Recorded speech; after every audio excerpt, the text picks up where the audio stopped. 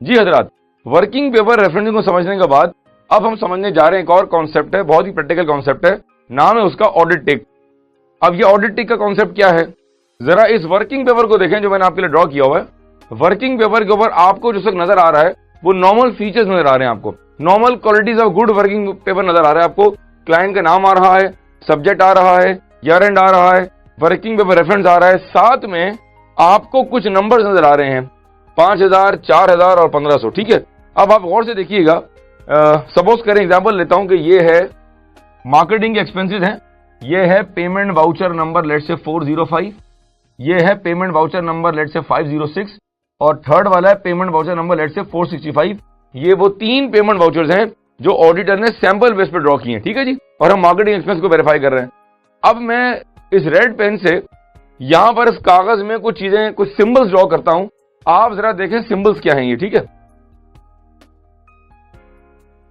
यहां लिखा हुआ है सी, छोटा सी, यहां भी लिखा हुआ है सी, यहां लिखा हुआ है सी इन अ सर्कल। ठीक है जी, अच्छा यहां पर एक टिक बना हुआ है ऐसे करके, और यहां पर ऐसे करके टिक बना हुआ है। ठीक है, और 10,500 के नीचे एक छोटा टी बना हुआ है। पहले मैं ड्रॉ करूंगा मैं क्या कर रहा हूं। ये छोटा टी होता है, इसको बोलते हैं 2 छोटे टी।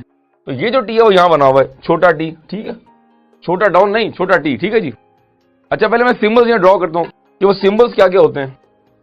एक होता है सी, एक होता है लाइक दिस, एक होता है सी लाइक दिस, एक होता है छोटा डी, एक होता है 2 छोटे टी, एक होता है जीएल, एक होता है टीबी, एक होता है लाइक दिस। ठीक है जी, अब ये हमारे पास हैं कुछ स्टैंडर्ड सिंबल्स जिनको हम बोलते हैं ऑडिट टिक। वापिस आए इधर। क्या इन सिंबल्स को देख के क्या आपको ये समझ आ रहा है मेरे प्यारे बच्चों किस कागज पे क्या हुआ है? जी नहीं, कुछ समझ नहीं आ रहा। ऐसा लग रहा है कि सर ने को कीड़े मकोड़ा बना दिए। ये एक टिक बना हुआ है, ये टिक बना हुआ है डिफरेंट स्टाइल में, ये सी बना हुआ है, ये सी सर्कल के अंदर है, और यहां लिखा हुआ है 2 छोटे टी, और इसके ऊपर लिखा हुआ है, इसके ऊपर लिखा हुआ है GL/TB। अगर ये कागज लेके मैं अपने जाऊंगा मैनेजर के पास या पार्टनर के पास तो वो काफी नाराजगी का इजहार करेगा। वो बोलेगा साजिद भाई ये तूने क्या किया हुआ है, इनको समझा, ये टिक्स का मतलब क्या है। इसका मतलब है मैंने इस कागज पर क्या किया है, मैंने उसको इन टिक्स के जरिए समझाया है। इसका मतलब है हर टिक, ये जो टिक है ना, ये जो सिंबल्स हैं, ये जो सिंबल्स हैं इनको हम कहते हैं ऑडिट टिक्स।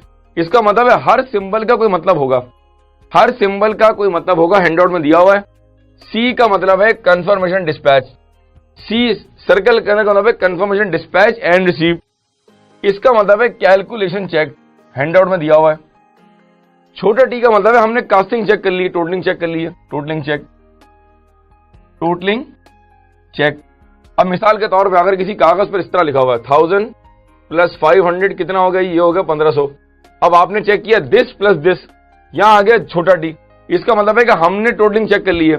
लेकिन अगर कागज पर वर्किंग को जैसे 1000, अब नंबर यूं चल रहा है 1000 और 500 और 500 और आगे कॉलम बना हुआ यहां आ रहा है लेट्स से 2000। अब चूंकि टोटलिंग यूं भी है और टोटलिंग यूं भी है, इसको कहते हैं कास्टिंग, इसको कहते हैं क्रॉस कास्टिंग।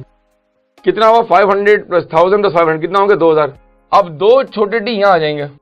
अब इसका मतलब क्या हुआ, इसका मतलब यह होगा हमने कागज पर टोटलिंग यूं भी चेक की है और हमने कागज पर टोटलिंग यूं भी चेक की है। Casting cross casting, come back again here. समझ आ रहा है मैं क्या बता रहा हूं। इसका मतलब है अब ये जो नंबर यहां लिखे हुए हैं, इस वर्किंग पेपर को देख के ये समझ आ रहा है कि हमने सारे नंबर्स को जीएल ट्रायल से क्रॉस चेक कर लिया है। इस कागज को देख के समझ आ रहा है कि हमने इन पार्टीज को भेजी कंफर्मेशन, और ये वो कंफर्मेशन है जो कंफर्मेशन डिस्पैच भी कर दी है और वापस भी रिसीव भी हो गई है। और इस छोटे टी का मतलब है कि हमने 10,500 की टोटलिंग चेक कर ली है। 2 टिक्स अभी आपके सामने अनडिस्कवर्ड हैं, एक ये और एक ये।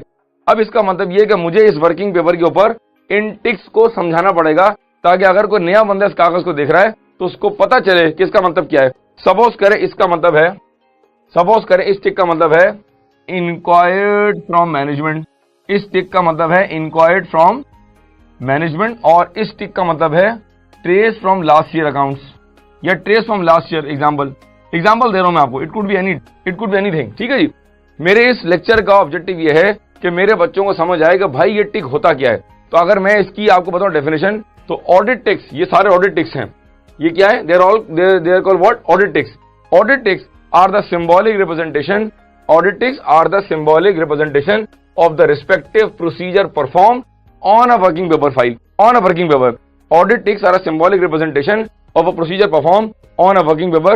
इसका मतलब है, लड़का सवाल करता है, यहां पर बच्चा सवाल करता है, सर ये जो टिक्स है क्या ये हर फॉर्म के अलग होते हैं? यार अब ये बड़ा प्रैक्टिकल क्वेश्चन है। ENY, PwC, KPMG के कुछ ऑडिट टिक्स आपस में सिमिलर हो सकते हैं, मैच कर सकते हैं, लेकिन having said this, her form के अलग टिक्स भी हो सकते हैं। और ये भी बात नोट कीजिएगा, समझिएगा कि मिसाल के तौर पे 1, 2, 3, 4, 5, 6, 7, 8 ये 8 टिक्स हैं EY के, स्टैंडर्ड टिक्स हैं। अगर किसी क्लाइंट पर किसी ऑडिट किसी कोलीग ने, किसी जूनियर ने अगर इन टिक्स के अलावा, नॉर्मल टिक्स के अलावा कोई और काम भी किया है, तो आप कोई भी टिक यहां पर डिनोट कर सकते हैं, आप कोई भी टिक ऐड कर सकते हैं। फॉर एग्जाम्पल एक स्टैंडर्ड टिक है ये वाला, अब आपने एडिशनल काम किया है तो आपने इसको यूं कर दिया, या आपने यूं कर दिया, या आपने यूं कर दिया, और जो भी आपने किया है उसके आगे लिखना पड़ेगा कि इस टिक से मुराद क्या है और इस टिक में आपने कौन सा प्रोसीजर परफॉर्म किया है।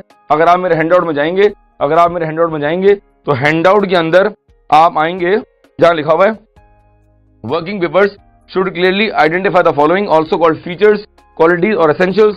नेम ऑफ द क्लाइंट होना चाहिए, ईयर एंड होना चाहिए, बैलेंस शीट डेट होनी चाहिए, सब्जेक्ट होना चाहिए, ऑब्जेक्टिव होना चाहिए। आगे चलें जी, who perform the work and date बात हो चुकी है, who reviewed the work and date, sign नहीं आता, इनिशियल आता है, हर कागज के ऊपर क्या आता है, इनिशियल आता है। Identification of procedure carried out, फिर आ रहा है कंक्लूजन स्लैश की points of the work perform, आखिर में आ रहा है ऑडिट टिक्स। ये आ गया। इसका मतलब है एक वर्किंग पेपर के अंदर एक जूनियर ने, एक सामान्य ने जिसने काम किया होगा, उसने इस कागज के ऊपर रेड पेन से ये टिक्स बनाए होंगे ताकि आपको लिखना ना पड़े। और एक और बात सुन लें, अगर मिसाल के तौर पर इस कागज में इसमें 10 पेज लगे हुए हैं, अगर मिसाल के तौर पर मार्केटिंग एक्सपेल में 10 पेज लगे हुए हैं, तो हर पेज के ऊपर टिक का लेजेंड मेंशन नहीं होता, ये फर्स्ट पेज पे होता है, जिसको हम कहते हैं लीड शेड्यूल। मैंने बताया था पहले भी कि हर वर्किंग पेपर का एक टॉप शीट होता है। अगर मिसाल के तौर पे इसमें 20 पेज लगे हुए, तो जो पहला कागज होगा जहां सारे नंबर ड्रॉप होकर आ रहे होंगे, उस कागज को हम कहते हैं लीड शेड्यूल।